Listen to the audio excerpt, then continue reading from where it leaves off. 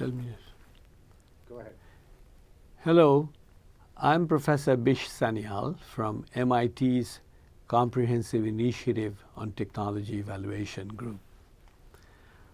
Welcome to the edX course, in which you will learn how to assess technologies which have been used to design consumer products mainly used by the poor in developing countries. We begin with a historical overview of why and how evaluation of products such as solar lanterns or household water filters, which are used by individual households, how they became an important task for development practitioners. As we learn in this course, early development ideas were dominated by evaluations of much broader questions, such as whether a nation should pursue import substitution or export promotion as a development strategy. Or questions were asked about the best ways to create efficient labor markets, or whether technology, which is the focus of our inquiry, should be imported or domestically developed. In contrast to such macro questions, today many development practitioners are asking questions at the micro level, such as whether some portable household filters are better than others. Development practitioners today are often asked to compare the efficacy of micro-scale technologies and services, ranging from the delivery of mosquito nets to mobile banking. Suddenly, it seems the development policy's focus has shifted from government to individuals, and from aggregate growth indicators to details regarding individual consumption. How did this change in policy research from macro to micro come about? We'll explore this question through a historical analysis of three key ideas, namely that of economic development, technological change, and poverty alleviation. You may ask, why focus on these three ideas? More importantly, you may also want to ask why one needs to think historically about these ideas to evaluate the efficacy of current technologies for the poor. To answer the first question, the three main ideas, that of economic development, technological change, and poverty alleviation, have evolved over time, shifting the concern of development practitioners from the macro to the micro level. If you don't understand the change in the focus, you may not be able to ask the right question to assess the relevance of technologies designed for the poor. For example, having a historical understanding of how the public sector performed in initiating large-scale public programs may help you better understand its contemporary role in advancing the kind of technologies you want to evaluate today. Second, a historical analysis will unearth the key assumptions that ultimately underlie the effort to design products for poverty alleviation. For instance, early developmental efforts assumed that rapid and large-scale industrialization, such as the creation of manufacturing capabilities and resource management, for example, like construction of dams for water management, they were expected to generate employment and raise income for the poor. These were predominantly state-led, large-scale efforts which are expected to help the poor through a trickle-down method. We have come a long way from such assumptions. For example, we now know that the benefits of conventional industrialization often do not reach the poor quickly. Technologically speaking, this means that industrialization efforts of the old kind did not necessarily lead to immediate economic benefits for the poor. For instance, large dams intended for socially useful water management often did not provide good quality water to poor people in surrounding areas. Third, our perceptions of the poor, what their priorities and preferences are, what constraints they work with, their purchasing power, what their capabilities are, what they value in their lives, and so on, has changed. In the past, development strategies assumed the poor as passive, ignorant, and in need of help. In contrast, today, the product approach to poverty alleviation assumes the poor to be market-savvy consumers with clear and distinct preferences. However, when you evaluate a product at the micro level, can you really assess the efficacy of any particular technology without asking larger macro-level questions? For instance, if a village lacks any medical facilities, how meaningful will it be to evaluate which self-diagnosis malaria kit work better? By this time, it must strike you that there are contending definitions of concepts such as economic development, technological change, and poverty alleviation. Let us clarify these concepts.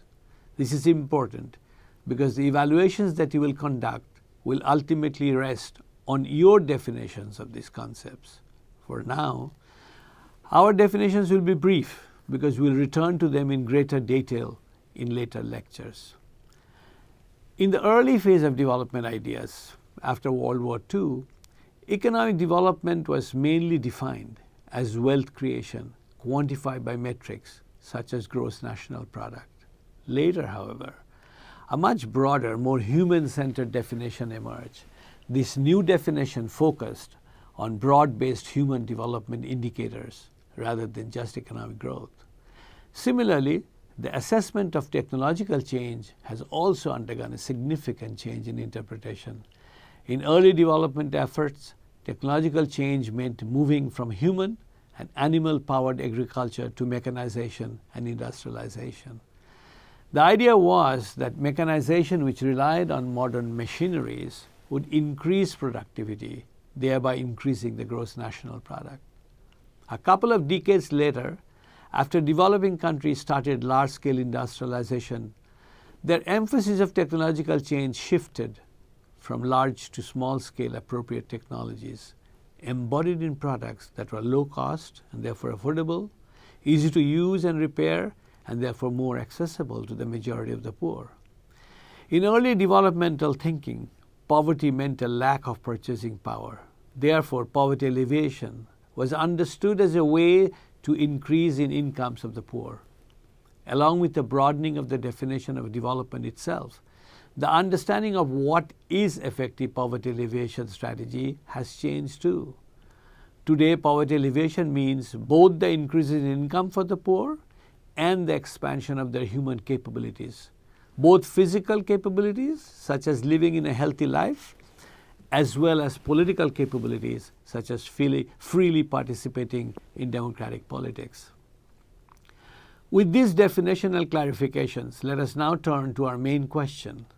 Why spend time learning from history when you can spend your time and energy learning hard skills for rigorous evidence-based evaluations?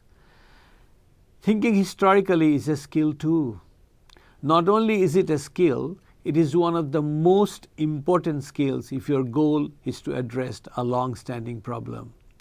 Through historical analysis, we come to understand how we define problems, what motivated our past actions, and what are the lessons to be drawn, particularly regarding implementation challenges, so as to craft effective new policies. Since you are ultimately interested in implementing development policies, it is essential that you understand the conceptual interconnections between the different key ideas of economic development, poverty alleviation, and technological change. Historical analysis, if conducted well and from the point of view of practitioners, will help you to evaluate your own understanding of your own ideology. This reflexivity is the most important skill needed to be a good practitioner, because development problems are wicked problems which do not have simple and easy answers. Importantly, we want to highlight that this lecture, we want to introduce you to thinking historically about global development. It is not about the history of evaluation as a technique for public policy. For example, we are not going to discuss whether traditional cost-benefit analysis is better than randomized controlled trials. Instead, we begin by more fundamental questions.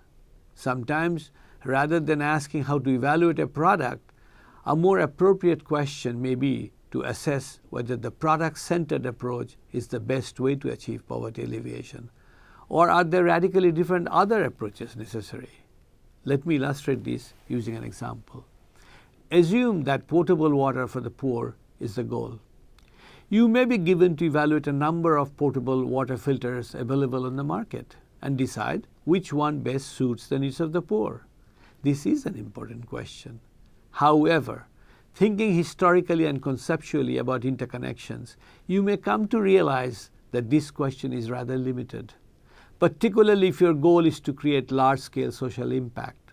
For instance, the focus on potable water filters implies that we are not asking whether cheap and potable water provided by municipal authorities could be a more sustainable solution. Similarly, another assumption behind the question of water filters is that the poor are inclined to use them. Again, thinking historically, you will see that this is based on a particular understanding of motivations of poor people.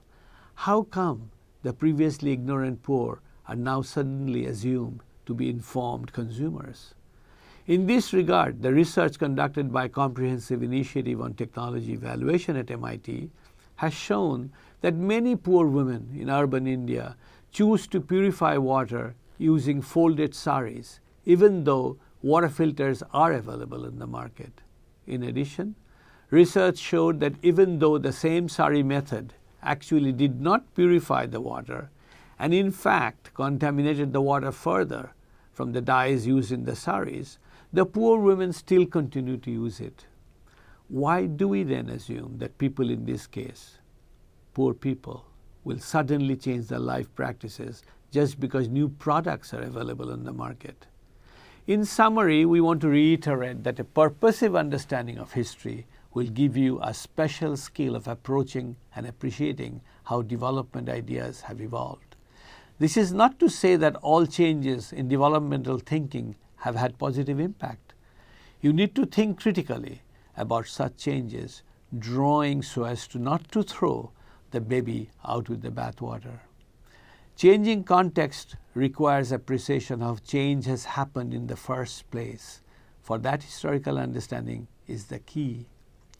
Now, with these lessons in mind, we welcome you to join us in a historical journey of how small-scale technologies and their evaluations become popular strategies.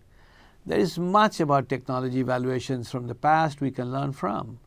We have divided the content into 8 sessions in addition to this one. A quick synopsis of what follows. Session 2 will go in further depth on the 3 key topics, namely economic development, technological change, and poverty alleviation. In session 3, we will describe how the early development goals, the strategies were sharply different in focus. In session 4 and 5, we'll highlight the actual outcome of these developmental strategies and review the criticism of these early efforts. After covering this early period of development history, in session 6, we'll discuss the appropriate technology model and its emergence as an alternative development paradigm. In session 7, we continue on the same topic, describing the rise and eventual decline of the appropriate technology model. In the last 2 classes of this model, we'll explore the recent re-emergence of appropriate technologies as a development strategy. In session 8, we'll discuss why this once discredited idea re-emerged again on the development agenda, perhaps with a different understanding of economic development, technological change, and poverty alleviation. In session 9, we'll discuss why this re-emergence has created oversupply of consumer products intended for use by the poor. In this last class, we focus specifically on explaining why now, more than any time in recent history, we need better technology evaluations. May that be for either better procurement by the governments during emergencies or to help the poor make better purchasing decisions with their limited income. All along, our focus will only be on changing development ideas, but also changing evaluation strategies, from cost-benefit analysis, which marked early development efforts, to the current evaluation approach of MIT's Comprehensive Initiative on Technology Evaluation, about which you will learn in this course. How did such changes come about, and are they all good? These are the types of questions you want to think about as you listen to these lectures, and thank you for listening.